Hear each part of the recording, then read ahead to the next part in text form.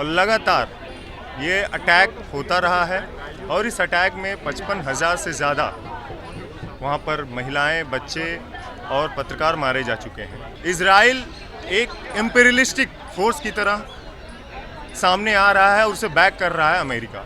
Iran ने उसे मना कर दिया कि हम पीस टॉक नहीं करेंगे क्योंकि इजराइल ने वॉर स्टार्ट कर दिया है। इस तरह से इजराइल के आसपास उसके आतंक से इतना परेशान है, पूरी दुनिया परेशान है। इजराइल कर रहा है वहाँ गजा में पिछले 70 सालों से, पिछले 8 दशक से वो जो जेनोसाइड चल रहा है। आपने देखा कि इराक में भी कहा गया कि परमाणु बम बना रहा है, उसे देश दुनिया को तबाह कर सकता है, वो मिडिल ईस्ट को तबाह कर सकता है।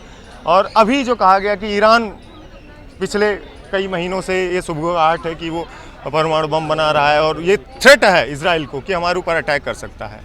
तो एस्केलेट किसने किया? वॉर को स्टार्ट इजराइल ने किया है और इसे बैक कौन कर रहा है? यूएस। ईरान का भी इस वक्त युद्ध चल रहा है, तो इजराइल जो कुछ भी कर रहा है इसको लेकर आपका क्या कहना है? देखिए, पिछले 7 अक्टूबर 2023 के बाद हमने देखा कि इजराइल ने गजा पर और पूरे फ़लस्तीन में जो जेनोसाइड है वो उसको और इंटेंसिफाई कर दिया है और लगातार ये अटैक होता रहा है और इस अटैक में 55,000 से ज़्यादा वहाँ पर महिलाएं, बच्चे और पत्रकार मारे जा चुके हैं। और इसके खिलाफ हम लगातार इंडियन गवर्नमेंट से सवाल करते रहे हैं, आज भी हम सवाल कर रहे हैं। जो हमने देखा कि यूनाइटेड नेशन जनरल असेंबली में जब वोटिंग हुई और उस वोटिंग में इंडिया एब्स्टेंड रहा, तो ये साफ तौर पे जाहिर करता है कि इंडियन गवर्नमेंट की कॉम्प्लिसिटी इजराइल के साथ किस तरह की है। हमने यह भी देखा कि इंडिया एल्बिट जॉइंट वेंचर के थ्रू, इंडिया अडानी IDF के डील के थ्रू यहाँ अडानी के ड्रोन्स इजराइल को बेचे जा रहे हैं और उसी ड्रोन से गजा पर जेनोसाइड हो रहा है। हमने यह भी देखा कि फ्रीडम फ्लोटिला बोट के थ्रू, जो उस कैंपेन के थ्रू वहाँ पर ग्रेटा थनबर्ग और जो UK की सब MP रही हैं रीमा हसन, जब वो ह्यूमैनिटेरियन एड लेके जाती हैं तो वहाँ पर उन्हें बीच समंदर में ही अरेस्ट कर लिया जाता है। तो ये पूरी तरीके से इजराइल एक इम्पीरियलिस्टिक फोर्स की तरह सामने आ रहा है और उसे बैक कर रहा है अमेरिका। क्योंकि हमने देखा कि जब इस जेनोसाइड को ख़त्म करने की बात हुई तो वहाँ पर डोनाल्ड ट्रंप और अमेरिका वहाँ पर वीटो लगा देता है। तो पूरी दुनिया भर की सरकारों की कॉम्प्लिसिटी इजराइल के साथ हमें देखने को मिल रही है। और ट्रंप का मध्यस्थता जो दिखता है, जैसे भारत और पाकिस्तान के बीच दिखा, उन्होंने रुकवाया, ऐसे वो कह रहे हैं कि हम वहाँ पे भी रुकवाने की कोशिश कर रहे हैं। तो हाँ, ये बात चल रही है ना? बिल्कुल। अभी इससे पहले जो नेगोशिएशन की बात हुई, जब पीस टॉक की बात हुई, तो ईरान ने उसे मना कर दिया कि हम पीस टॉक नहीं करेंगे क्योंकि इजराइल ने वॉर स्टार्ट कर दिया है, तो हम पीस टॉक क्यों करेंगे, हम उसे रिटेलिएट करेंगे।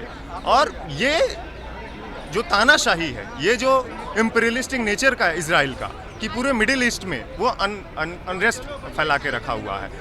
आप देखते हैं कि जॉर्डन, यमन या दूसरे कंट्रीज़ किस तरह से इजराइल के आसपास उसके आतंक से इतना परेशान है, पूरी दुनिया परेशान है और लगातार इस जेनोसाइड के खिलाफ बोलती रही है। आपने जो बात की कि जब मध्यस्थता की बात कर रहे हैं नरेंद्र मोदी, कि हम ये तो यहाँ से कह रहे हैं कि हम पीस टॉक के लिए इनिशिएट लिए हैं, लेकिन ट्रंप ट्वीट करते हैं, वो कहते हैं कि हमने उनको ये डायरेक्ट किया है कि अगर तुम सीज फायर नहीं करोगे तो हम तुम्हारे साथ ट्रेड बंद कर देंगे। तो सरकार तो ये हमें बताए ना कि जब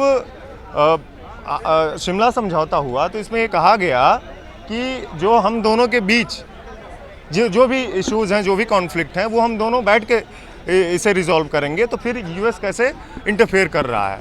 तो आप तो दलाली कर रहे हैं, मोदी ट्रंप की दलाली करते रहे हैं और ये साफ तौर पे दिख रहा है।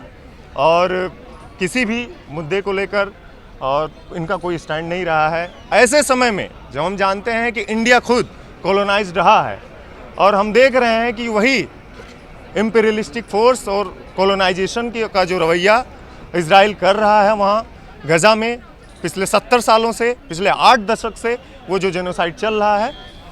और इस सिचुएशन में जब इंडियन पीपल पैलेस्टीन के साथ खड़े हैं और यहाँ पर प्रो पैलेस्टीनियन पीपल्स को, स्टूडेंट के ऊपर FIR कर दिए जा रहे हैं, डिसेंट को क्रश कर दिया जा रहा है, UAPA लगा दिया जा रहा है।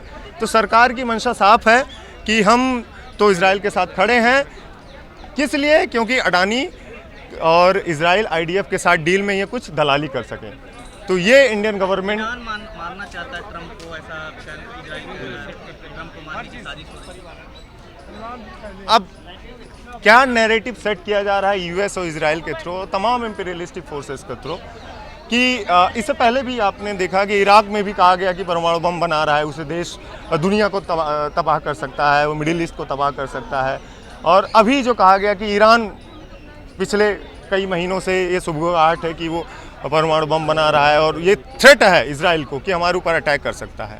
तो एस्केलेट किसने किया? वॉर को स्टार्ट इजराइल ने किया है और इसे बैक कौन कर रहा है? US। तो जाहिर सी बात है कि इस समय ईरान अकेले पड़ गया है उस एरिया में, लेकिन हम तो ईरान के जो जवाब है वो क्या लग रहा है आपको? प्रभावशाली है? उसने कहा तो ये जा रहा है कि तबाही मचा दी है, इजराइल को महंगा पड़ेगा ये। इजराइल ने शुरू किया है, जैसे कि हमने देखा कि इंडिया में जब पाकिस्तान जब आतंकवादी हमला हुआ तो इंडियन गवर्नमेंट ने रिटेलिएशन में पाकिस्तान पे अटैक कर दिया। वही हाल जब हम इजराइल का देख रहे हैं कि जब ईरान के ऊपर अटैक किया तब US कहाँ था? US के साथ जब टॉक थी, जब इस मुद्दे पर, उसके एक दिन पहले ही अटैक कर देता है इजराइल।